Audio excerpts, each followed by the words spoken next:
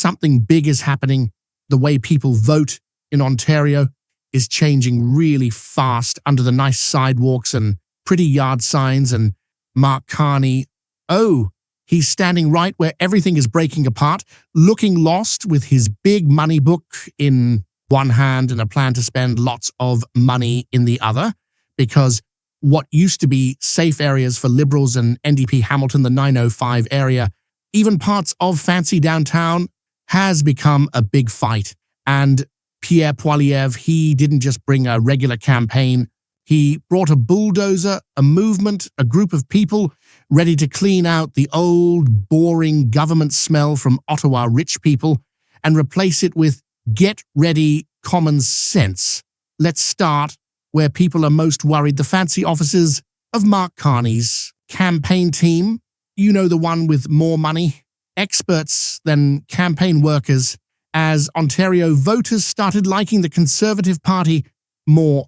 The feeling inside Liberal headquarters changed from acting like they already won to nervous energy drinking. Too much coffee, why? Because Carney, the chosen wizard of math papers, is failing worse than a fish, flopping on Bay Street. His plan, a $130 billion debt, dressed up like a fancy school project. His way of talking boring PowerPoint feelings with a side of acting like he's better than everyone. Meanwhile, Poilievre, Canada's most dangerous political weapon since a Tim Hortons debate in small-town Ontario, is doing something unthinkable, talking to people, real people, people who don't read boring money, reports for fun people who have house payments, kids, and no patience for being told their pain is temporary. And guess what? It's working in Hamilton, where NDP loyalty was once stronger than a Tim Hortons coffee lid. Pierre isn't just showing up. He's winning. He's walking the streets, not because he needs a photo, but because he actually listens. A crazy idea in today's politics, yes. While Carney is busy getting mad at reporters for asking him real questions, Pierre's in school gyms and worker meeting halls speaking simply, we're going to stop spending that makes prices go up, bring back cheap living, and cut the government waste. Time to panic in Mark Carney's air-conditioned war room. Take a breath, because it gets worse for Carney. That is the famous 905 area, once called Liberal Gold. It's turning conservative faster than Carney's poll numbers going down Brampton, Mississauga. Vaughan, you name it, the people squeezed by house payments, grocery bills, middle class is ignoring Carney's fancy talk and turning to the guy who sounds like he actually buys his own groceries. Let's look back to the now famous CBC interview where Carney, when asked about his huge debt plan, chose not to explain, not to make it clear, but to get angry, rude, annoyed, a rich guy tantrum live on TV. Canadians saw what they needed to see, not a visionary, but a banker used to boardrooms not voting. A man so wrapped in money theory, he forgot to bring along a single bit of humility.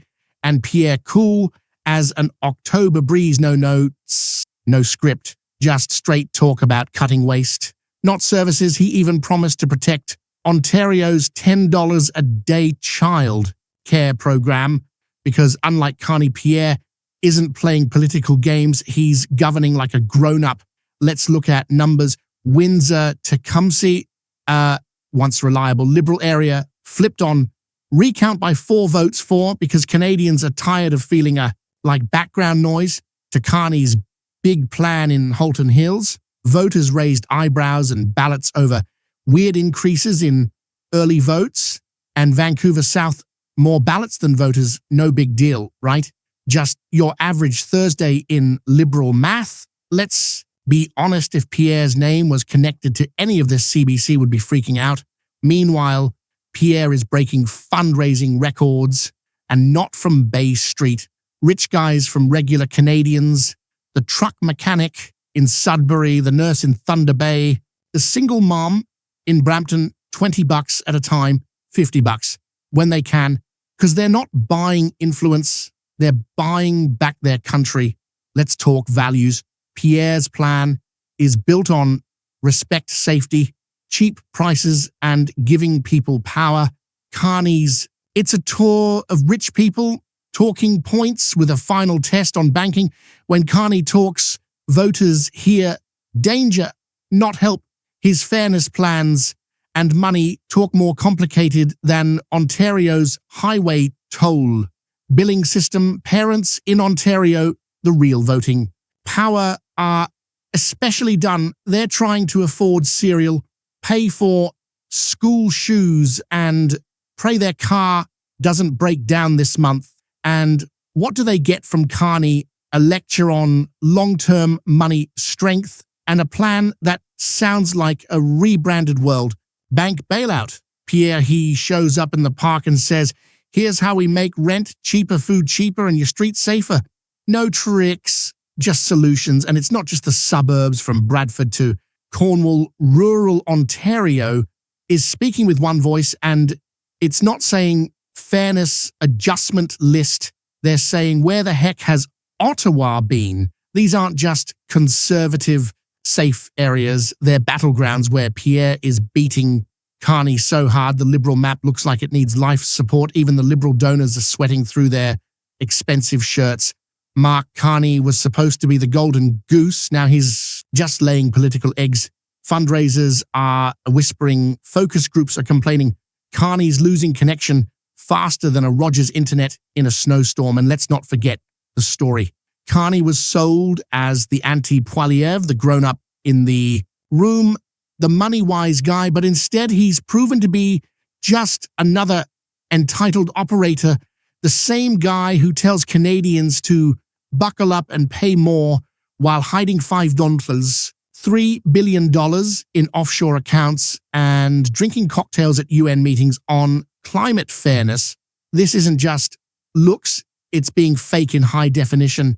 And while Carney acts tough about climate justice, he's strangely quiet about his own deep ties to green energy funds that just so happen to benefit when Canadian oil projects get cancelled. Conflict of interest. No, it's just money working together. If you read it in liberal speak, meanwhile, Pierre's message, keep your money, grow your business, and let Canadians build without asking for permission and slips from Ottawa. Let's finish this with the truth. This is not just a political change, it's a cultural fix. The rich people experiment. Failed Ontario, the province that once loved the Trudeau dream of government management and slow decline, is waking up, and it's voting not out of habit, but out of need.